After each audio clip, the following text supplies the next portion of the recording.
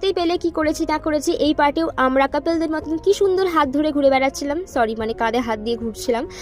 যাই হোক, সেটাই শেয়ার করলাম। তো এখন চলে এসেছে ফুচকা খেতে। ফুচকা আমাদের দুজনেরই ভীষণ প্রিয়, স্পেশালি আমার তো প্রিয়। তারপরে আইসক্রিম খেতে চলে এসেছি। আর এই সমস্ত কিছু ট্রিট দিয়েছে একটা বন্ধু। দাঁড়ো একটু পর তার সাথে তোমাদেরকে আলাপ করাচ্ছে। এই যে গ্রিন কালারের হুডি পরে যে ছেলেটাকে তোমরা দেখছো ব্যাঙের মতন দেখতে, তো সেই আমাদেরকে ট্রিটটা দিয়েছিল। Jokes of the park, thank you so much treat দেওয়ার জন্য।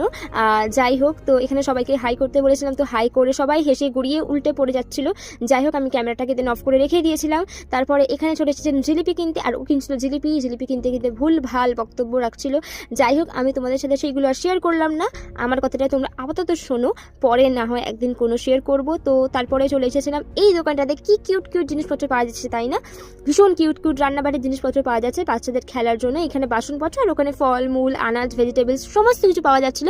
যাই হোক, তারপরে বাড়ি চলে এসেছি। টাটা, সবাই ভালো থেকো, সুস্থ থেকো।